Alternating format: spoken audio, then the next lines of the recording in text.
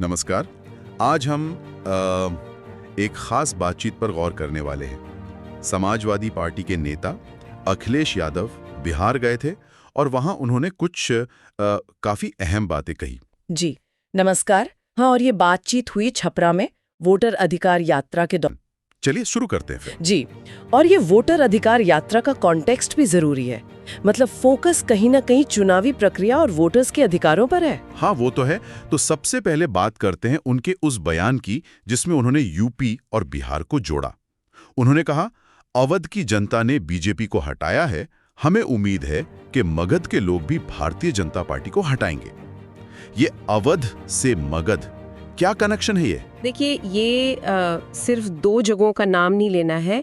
अवध मतलब उत्तर प्रदेश का वो हिस्सा जहां सपा ने हाल के चुनावों में अच्छा प्रदर्शन किया, आप जानते ही हैं, अयोध्या के आसपास भी। हाँ। और मगध यानी बिहार का वो ऐतिहासिक और राजनैतिक दिल। तो इनको जोड़कर वो एक तरह से कह रहे हैं कि देखो, यूपी में जो हुआ वो बिहार में भी हो सकता है। अच्छा, मतलब यूपी के नतीजों को एक तरह से मॉडल की तरह पेश कर रहे हैं बिहार के लिए। हाँ, कुछ वैसा ही। ये एक कोशिश है ये दिखाने की कि बीजेपी के खिलाफ एक लहर है और वो सिर्फ यूपी तक नहीं रुकी है, वो बिहार भी पहुंच सकती है। एक पैटर्न बनाने की कोशिश है ये। लेकिन बिहार की राजनीति तो यूपी से काफी अलग है ना? समीकरण, मुद्दे बिल्कुल अलग है, और इसीलिए ये बयान और भी इंटरेस्टिंग हो जाता है। ये सिर्फ कॉपी पेस्ट वाली बात नहीं है। शायद ये बिहार के वोटरों की उस नब्ज को पकड़ने की कोशिश है जो क्षेत्रीय पहचान या शायद केंद्र के प्रति एक तरह की नाराजगी से जुड़ी हो। समझ रहा हूँ। मतलब देखो, यूपी ने कर दिखाया, अब बिहार की बारी। हाँ, कुछ इसी तरह का संदेश विपक्ष ये जताना चाहता है कि बदलाव का माहौल है और ये पूरे हिंदी बेल्ट में फैल सकता है। दिलचस्प है। अच्छा, इसी बातचीत में उन्होंने एक और शब्द का बड़ा अनोखा इस्तेमाल किया, पलायन। हम तो सुनते हैं कि बिहार से लोग रोजगार के लिए पलायन करते हैं। जी हाँ, ये तो बहुत बड़ा मुद्दा है वहाँ का। लेकिन अखिलेश यादव कह रहे हैं पलायन बीजेपी का होगा, बेरोजगार पलायन नहीं करेंगे, रोजगार मिलेगा। और तेजस्वी यादव का भी जिक्र किया। ये तो पूरी कहानी ही पलट दी। हाँ, ये शब्द का बहुत ही क्लेवर पॉलिटिकल यूज है। पलायन शब्द बिहार में बहुत सेंसिटिव है, सीधा जुड़ा है मजबूरी से, घर छोड़ने से, रोजगार की कमी से। सही। तो वो उसी शब्द को उठाकर बीजेपी पे फेंक रहे हैं, कह रहे हैं कि जनता नहीं, बीजेपी सत्ता से पलायन करेगी। ये एक तरह का राजनीतिक कटाक्ष है। और इसे रोजगार के वादे से कैसे जोड़ा उन्होंने? वही तो है असल स्ट्रैटेजी। वो ये नहीं कह रहे कि पलायन खत्म हो गया, वो कह रहे हैं कि अगर विपक्ष आया तो रोजगार मिलेगा, लोगों को पलायन नहीं करना पड़ेगा। अच्छा, और तेजस्वी यादव का जिक्र? हाँ, क्योंकि तेजस्वी यादव ने पिछले चुनावों में और जब वो सरकार में थे, नौकरियों का बड़ा वादा किया था और कुछ हद तक कोशिश भी की थी। तो ये उसी को भुनाने की कोशिश है। तो मतलब एक तीर से दो निशाने, बीजेपी पर हमला भी और अपना रोजगार वाला एजेंडा भी आगे बढ़ाना। बिल्कुल, ये बीजेपी के विकास मॉडल पर सवाल है और साथ ही अपना विकल्प देना कि हम रोजगार देंगे, पलायन रोकेंगे और बीजेपी को हटाएंगे। ये तो हुई सियासी दांव पेंच की बात। लेकिन इस इंटरव्यू का जो सबसे विवादास्पद हिस्सा था वो था चुनाव आयोग पर उनका सीधा हमला। हाँ, वो बहुत ही गंभीर था। उन्होंने आयोग के किसी हालिया फैसले को सरफिरा फैसला कह दिया। ये शब्द ही अपने आप में काफी सख्त है किसी संवैधानिक संस्था के लिए। सरफिरा फैसला, हाँ, ये सच में बहुत बड़ी बात है, खासकर एक प्रमुख पार्टी के राष्ट्रीय अध्यक्ष की तरफ से। लेकिन बात यहीं खत्म नहीं हुई। इसके आगे उन्होंने जो कहा वो तो और भी चौंकाने वाला था। उन्होंने कहा कि ये फैसला लेना इसका मतलब है कि वोट चोरी के साथ साथ वोट डकैती की तैयारी चुनाव आयोग कर रहा था।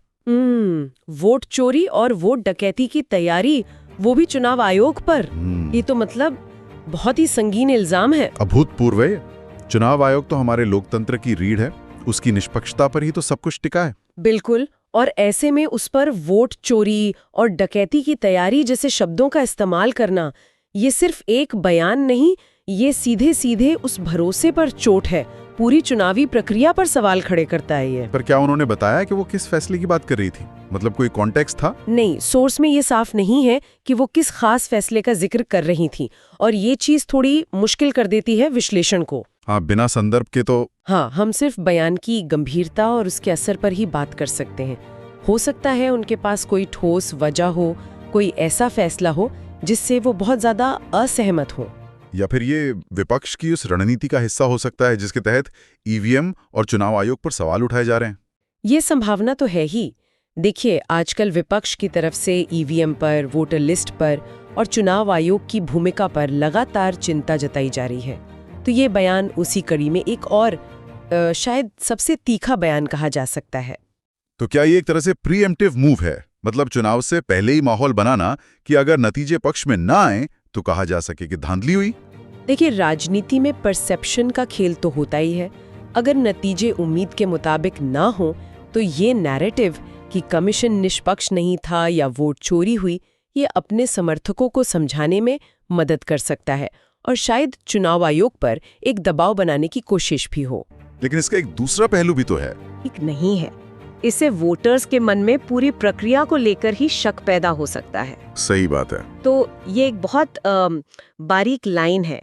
अखिलेश यादव जैसे नेता अगर इतने बड़े आरोप लगा रहे हैं तो या तो उनके पास कुछ ठोस है या फिर वो एक बड़ा राजनीतिक जोखिम उठा रहे हैं। और इसी कॉन्टेक्स्ट में उनका वोटर अधिकार यात्रा में शामिल होना और भी मायने रखता है। जब उनसे पूछा गया कि वो क्यों आए हैं इस यात्रा में, हाँ, तो उन्होंने सीधा इसे इसी मुद्दे से जोड़ दिया। उन्होंने कहा, मैं बधाई देना चाहता हूं राहुल गांधी जी को, तेजस्वी जी को और बिहार की जनता को, जिन्होंने यह स्वीकार किया कि वोट चोरी हो रही है और अपने वोट के अधिकार को बचाने के लिए लड़ाई लड़ेंगे। जी, तो वो साफ तौर पर कह रहे हैं कि वो इस वोट चोरी वाले नैरेटिव पर राहुल और तेजस्वी के साथ खड़े हैं, उन्हें बधाई दे रहे हैं।